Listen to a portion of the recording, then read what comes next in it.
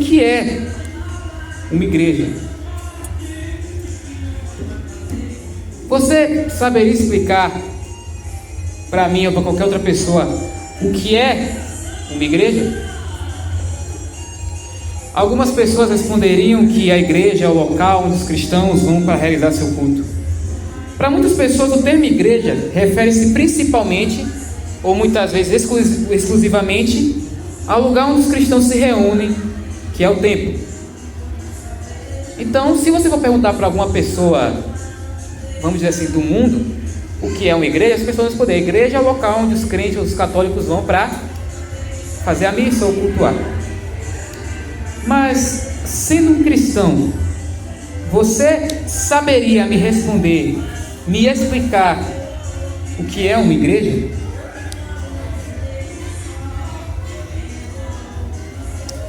E uma pergunta parecida com essa: você saberia me explicar o que é a igreja? O que define uma igreja? Quais são as características de uma igreja? O que faz com que a igreja seja diferente das demais pessoas? O que faz com que o local onde a igreja se reúne seja diferente dos demais lugares? É isso que nós vamos olhar hoje, nessa pregação, sobre o que é a igreja. A gente não vai ter um texto base hoje, eu vou citando vários textos aqui, mas se você quiser abrir, fique à vontade. Vamos orar. Senhor, meu Deus, meu Pai, obrigado por mais um dia, Senhor, por mais uma vez ter permitido nós estarmos aqui, por mais uma vez o Senhor ter permitido que o teu povo se reunisse para te adorar e te exaltar. Senhor, nós te agradecemos por esse momento, Pai. Nós pedimos agora que o Senhor redobre a nossa atenção, meu Pai, para que nós possamos ler, ver o que a tua palavra diz a nós, e que nós sejamos edificados por ela, meu Pai. Que a tua palavra transforme o nosso modo de ver, o nosso modo de falar, o nosso modo de agir, Senhor. Assim seja, em nome de Jesus. Amém. Amém. O primeiro texto para o qual nós vamos olhar essa noite é Gênesis 3,15, que diz: porém, inimizade entre você e a mulher, entre a sua descendência e o descendente dela. Este lhe ferirá a cabeça, e você lhe ferirá o calcanhar. Gênesis 3 é o capítulo de Gênesis em que nós encontramos o famoso relato da queda, que é justamente quando os homens o primeiro casal cometem o primeiro pecado. É o relato que conta como Adão e Eva, enganados pela serpente, mas sabendo que não deveriam ter feito, comem do fruto da árvore do conhecimento do bem e do mal. Esse é o primeiro pecado. Diante da desobediência do primeiro casal e da mentira da serpente, Deus traz condenações a ambas as partes. A serpente é condenada a rastejar pela terra e a comer do pó, enquanto o homem teria que trabalhar para obter o seu sustento até o dia que voltasse ao pó de que ele foi feito, ou seja, morresse. Em um dado momento, Deus diz à serpente isso que nós lemos em Gênesis 3,15: porém, inimizade entre você e a mulher, entre a sua descendência e o descendente dela. Este lhe ferirá a cabeça e você lhe ferirá o calcanhar. Nesse trecho, Deus declara que haveria inimizade entre dois tipos de pessoas: os descendentes da serpente e o descendente, ou a descendência, ou a semente da mulher. É interessante que na parte que se refere à mulher, algumas traduções mais modernas optaram por colocar descendente no singular, indicando que apenas uma pessoa iria pisar na cabeça da serpente e teria o seu calcanhar ferido. Essa é a primeira profecia de alguém que iria vencer o seu inimigo, ao mesmo tempo que seria ferido no processo. E esse era todo o evangelho que Adão e Eva e os primeiros povos tinham. Essa era toda a boa mensagem que Adão e Eva e os seus filhos, os seus netos tinham para acreditar. Chamam isso na teologia de proto-evangelho. Proto porque vem primeiro, foi o anterior ao evangelho. Então, esse é a primeira ideia sobre alguém que viria para destruir o mal. Então nasceu Caim, o primeiro filho de Adão e Eva. Eva agradeceu ao Senhor por ter lhe concedido um homem. Veja, eles tinham a promessa que alguém que sairia da descendência da mulher iria vencer, iria pisar a cabeça da serpente. Seria Caim essa pessoa? Nós sabemos que não. Caim não fez o que era correto e agradável aos olhos do Senhor, e o fato de ter sua oferta rejeitada por Deus, enquanto a de Abel, seu irmão, foi aceita, Caim, movido pelo ódio e pela inveja, mata o seu próprio irmão. Esse é o primeiro homicídio. E é interessante e triste nós vemos que a primeira morte foi causada de um irmão para com outro irmão. A primeira morte que nós temos relato foi um irmão matando o seu próprio irmão, o sangue do seu sangue. Eis aí o início da rivalidade entre as duas descendências, em que uma persegue a outra. O apóstolo João, em sua primeira carta, cita esse ocorrido entre Caim e Abel. E não sejamos como Caim, que pertencia ao maligno e assassinou seu irmão. E por que o matou? Porque suas obras eram más e a de seu irmão eram justas. 1 João 3,12. Ou seja, João declara que Caim pertencia à linhagem da serpente, que Caim pertencia ao maligno, porque ele não se arrependeu de seus pecados e decidiu ir para longe. Caim, movido pela inveja, fez mal o que era aos olhos de Deus, e movido pela inveja do seu irmão, matou Abel. E tantos outros que foram descendentes de Caim também fizeram coisas más aos olhos do Senhor. Se você for ler os relatos da descendência de Caim, você encontra um homem cantando, porque tinha matado outro homem. Esse foi um dos descendentes de Caim.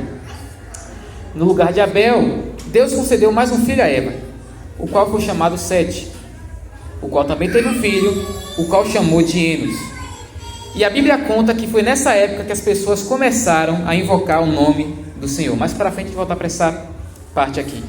Então nós vemos aqui que no lugar de Abel, Deus concedeu outro filho a Eva, e esse filho de Eva teve um filho chamado Enos, e então começaram a invocar o nome do Senhor. Ou seja, temos aqui a descendência da mulher. Logo no Gênesis, nós encontramos essa distinção entre os dois povos. Os descendentes da serpente são aqueles que fazem o que é mal diante de Deus, desobedecendo a sua lei, e os descendentes da mulher são aqueles que fazem o que é correto aos olhos de Deus, como Abel e Sete fizeram.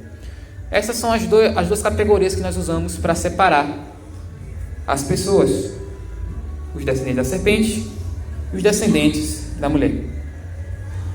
Então, nós temos aqui a primeira característica da igreja. A igreja é um povo diferente das demais pessoas. A igreja é um povo distinto do resto do mundo. O apóstolo Paulo diz em Romanos 12, no versículo 2: e não vivam conforme os padrões desse mundo, mas deixem que Deus os transforme pela renovação da mente, para que possam experimentar qual é a boa, agradável e perfeita vontade de Deus. Então, os descendentes da mulher, ou seja, aqueles que buscam ao Senhor, não se amoldam aos padrões desse mundo, mas buscam conhecer a vontade de Deus. Não são assim os descendentes de Caim, não são assim os descendentes da serpente. Eles fazem o que é mal aos olhos de Deus, e assim como Caim, eles não buscam se arrepender, mas fogem. Assim são as demais pessoas, e a igreja deve ser diferente dessas pessoas. Mas é claro que, tal como os descendentes de Caim, os descendentes de Sete, que eram a linhagem que iniciou o culto ao Senhor, também eram pecadores. Tanto Sete como Caim foram afetados pelo pecado de Adão e Eva. Ou seja, eles também cometiam pecados. Da mesma forma, a igreja. A igreja é um povo formado por pecadores. A igreja é um povo formado por pessoas que muitas vezes fazem o que é incorreto aos olhos de Deus. Nós podemos ver como o povo de Deus é formado por pessoas pecadoras e falhas diversas vezes, à medida que nós vamos lendo a Escritura. Veja, Noé se embriagou, Abraão mentiu, Isaac mentiu, Jacó enganou, Moisés assassinou, Davi adulterou, Pedro negou a Jesus e Paulo perseguiu a igreja. E esses são só alguns dos personagens que nós podemos usar de exemplo. Várias e várias pessoas que são exemplos de fé para nós hoje cometeram pecados. Várias e várias pessoas que nós olhamos assim e queremos pelo menos ter um pouquinho da fé que eles tiveram, pecaram também. Como então eles poderiam ser considerados povo de Deus? Como nós podemos ser chamados de povo de Deus? E o que nos diferencia das demais pessoas? O fato de Deus ter nos separado para fazermos parte do seu povo. Essa é a nossa diferença do resto do mundo. Nós somos separados para pertencer ao povo de Deus. Nós somos separados para fazer parte da igreja. Nós temos então a segunda característica da igreja: um povo separado. O Salmo 95, versículo 107 diz: venham, adoremos e prostremo-nos, ajoelhemos diante do Senhor que nos criou. Ele é o nosso Deus, e nós somos povo do seu pasto e ovelhas de sua mão. Meus irmãos, nós somos propriedade de alguém. Fomos chamados a pertencer a alguém. Fomos chamados a fazer parte do povo de Deus. No momento em que você crê verdadeiramente no Evangelho e crê naquele que pisou a cabeça da serpente, que é Cristo Jesus, você agora não é apenas mais um na multidão. Você é alguém separado para fazer parte do povo de Deus. No momento que você crê de verdade no Evangelho, você não é só mais uma pessoa no mundo. Você faz parte do povo de Deus que está ao redor do mundo. Todos aqueles que creem e crerão em Jesus Cristo, todos estes são separados e são parte do povo de Deus. Então nós já temos as duas características da igreja: é um povo distinto e separado. Entretanto, o que define esse povo não é aquilo que ele é apenas, mas também o que ele faz. O que define a igreja não é simplesmente ser a igreja, mas também o que a igreja faz. Voltando para Gênesis, agora capítulo 4, versículo 26, nós encontramos o seguinte: Adão tornou a ter relações com sua mulher, e ela deu à luz a um filho, a quem pôs o nome de Sete, dizendo: Deus me concedeu outro descendente em lugar de Abel, que Caim matou. A Sete nasceu-lhe também um filho, o qual pôs o nome de Enos. Foi nesse tempo que se começou a invocar o nome do Senhor. Já no começo da história, surgiu essa ideia de invocar a Deus. Já bem lá no Gênesis, surgiu essa ideia de ter que invocar o Senhor, de ter que buscar a Deus. E como era esse culto, possivelmente era com sacrifícios, como Abel fez. Ou seja, desde o começo, o povo de Deus buscam invocar o Senhor, buscam cultuar ao Senhor. E essa adoração vai se desenvolvendo no decorrer da história. O povo de Deus no deserto, durante o dia da expiação, quando se mataria um cordeiro por causa dos pecados do povo, a construção do templo onde os judeus se reuniam para adorar, e a reunião dos primeiros cristãos para os cultos que eram feitos nas casas. E hoje em dia é que nós nos reunimos, cada um na sua igreja, na sua comunidade, para adorar a Deus. Todos esses momentos tinham um detalhe muito importante em comum: eram pessoas reunidas para adorar a Deus. Então, outra característica da igreja é que ela é um povo que se reúne para adorar ao Senhor. A própria palavra que nós traduzimos como igreja tem esse sentido de reunião, de mais de uma pessoa. Então veja, a igreja é um povo que se reúne. A igreja é um local de comunhão. O culto a Deus não é um ato unicamente individual. Claro, todos nós temos nosso momento individual com Deus, nosso culto, a nossa conexão com Deus. Mas o culto é um ato coletivo. O culto é um ato onde mais uma pessoa faz algo.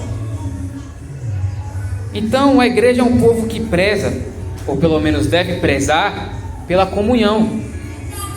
A igreja é um povo que deve prezar pelo ajuntamento das pessoas. Veja, o próprio Deus é comunhão. Pai, Filho e Espírito Santo, todos em um Deus só, tendo uma união um com o outro. Ou seja, nem o próprio Deus é sozinho, nem o próprio Deus é isolado. Então, a igreja deve prezar pela reunião. O apóstolo Paulo diz em Efésios 5,19: falando entre vocês com salmos, hinos e cantos espirituais, cantando e louvando com o coração ao Senhor. O apóstolo está trazendo uma situação em que uma pessoa fala com a outra, onde pessoas se comunicam umas com as outras e ao mesmo tempo adoram a Deus. Então veja, o culto não é algo isolado. O culto não é um monte de pessoas separadas, como se fossem ilhas. O culto é a reunião dos santos de Deus, que em comunhão adoram a Deus. Quando nós saímos das nossas casas, nós não estamos cumprindo apenas mais uma etapa da semana, como é a escola ou como o trabalho. Nós estamos fazendo aquilo para o qual nós somos chamados para fazer. Nós estamos fazendo aquilo para o qual nós somos separados para fazer. Ou seja, Deus preza que o povo dele se ajunte. Deus preza que o povo dele se reúna para adorá-lo. Veja, em Hebreus faz: e não deixemos de congregar. Então, congregar com os irmãos é importante. Mas muitas vezes a gente enxerga a igreja como só mais uma etapa da semana, como só mais um dever que a gente tem que fazer, e não como um ato de adoração a Deus, que o próprio Deus nos chama para fazer.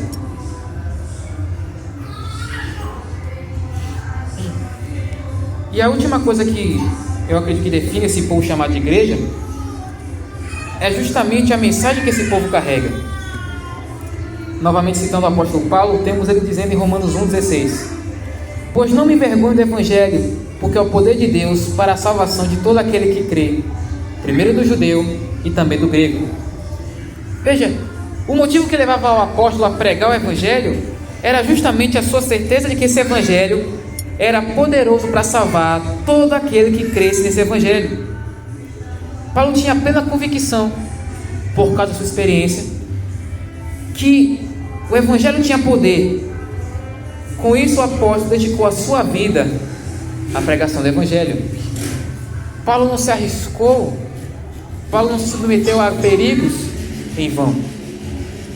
Ele tinha plena convicção que a mensagem que o levava a ser preso, que o levava a sofrer tantas coisas, era verdadeira para salvar aqueles que crescem nela.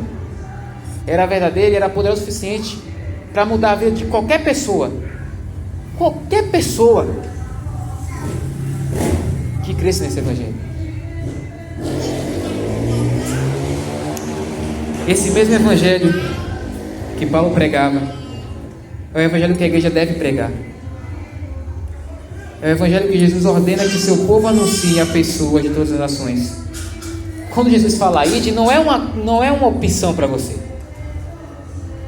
Não é para você escolher, acho que eu vou, acho que não. É para você ir. Você tem que ir. Você tem que pregar. A igreja não deve estar presa ao templo. A igreja deve ir para fora e resplandecer a luz de Cristo no mundo.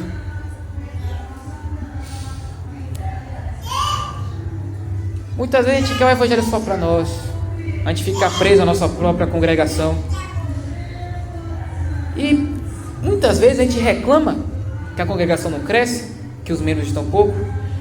Mas como você quer que uma igreja cresça, se a igreja não vai buscar as pessoas para que ela cresça? Como você quer que as pessoas venham para cá, Sendo que o que Jesus manda é a gente ir até as pessoas.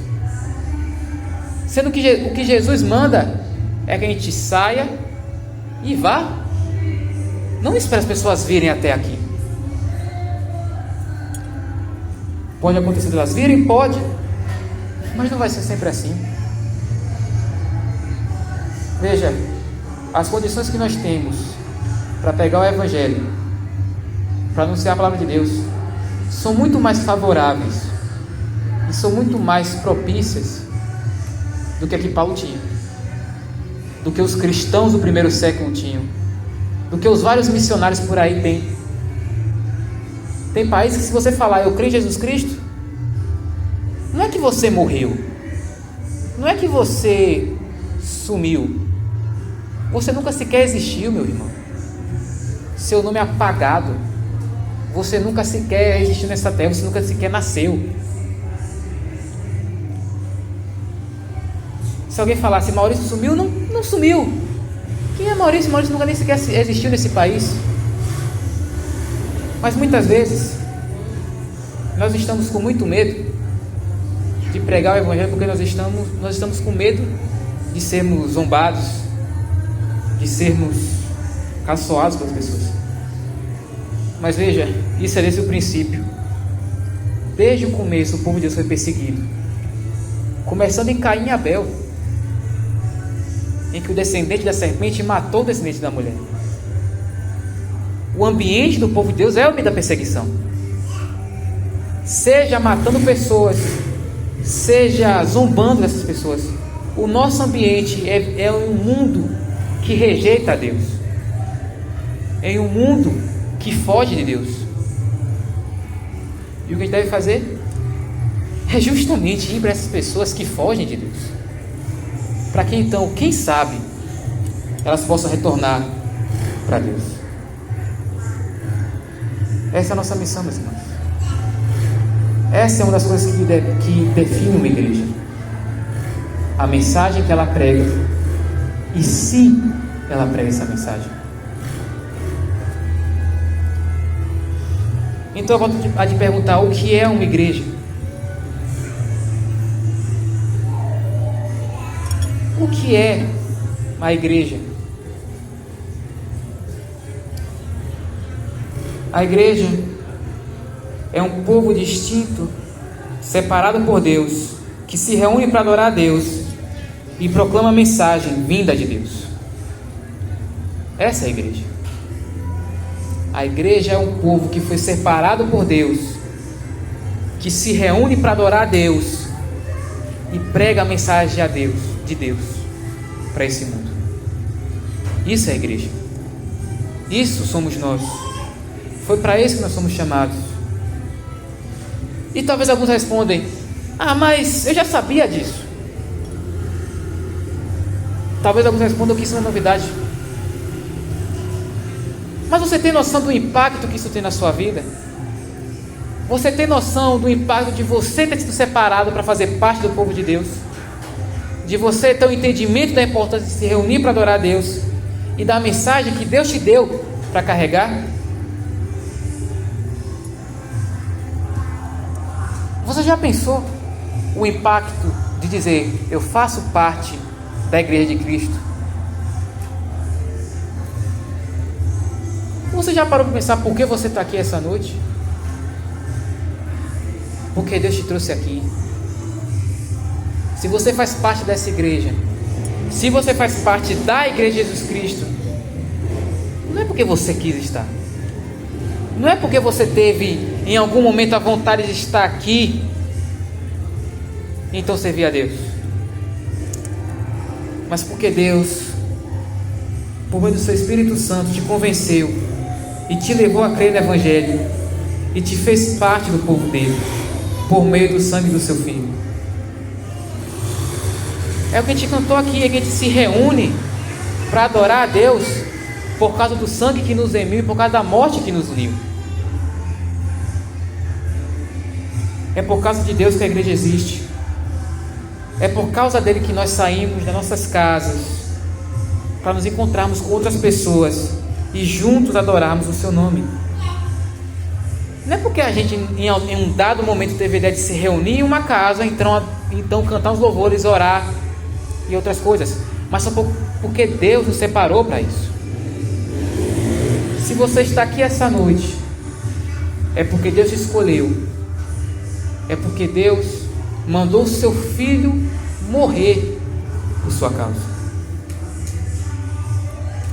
é porque Deus te separou para fazer parte do povo dele.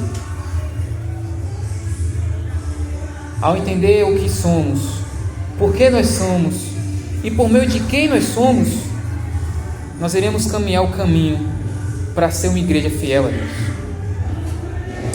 É entender o motivo pelo qual nós existimos. Não é para agradar nós mesmos. Quem quer agradar a si mesmo é os descendentes da serpente. Quem quer agradar a si mesmo são aqueles que não fazem parte do povo de Deus. Aqueles que fazem parte do povo de Deus vivem as suas vidas com o objetivo de agradar ao seu Deus. Aqueles que fazem parte do povo de Deus vivem as suas vidas com o objetivo de pregar a mensagem que o seu Deus deu a eles. Isso é ser igreja. O que é a igreja? É o povo que disse não para si mesmo. A igreja é o povo que disse que não vai viver para satisfazer suas vontades. É o povo que disse que vai dedicar a sua vida pelo bem do Evangelho. O que é a igreja? A igreja é o povo que olha para aquele que pisou a cabeça da serpente. A igreja é aquele que olha para Cristo Jesus. Então, não uma forma de compensar, mas de forma óbvia, entrega a sua vida, porque Ele entregou a sua vida por eles. Isso é a igreja, meus irmãos. É um povo distinto que foi separado por Deus, que se reúne para adorá-lo e prega a sua mensagem. Então que nós possamos entender quem nós somos e por que nós somos e por meio de quem nós somos, e que isso nos leve a ser uma igreja mais fiel e mais temente a Deus. Nós vamos orar pela vida de Davi. Você vem até aqui na frente. Aqui embaixo mesmo. Eu peço que ele fique de pé. A gente traz as mãos para cá, amém? Senhor, meu Deus e meu Pai, nós pedimos pela vida de Davi, Senhor, que o Senhor cuide dessa vida.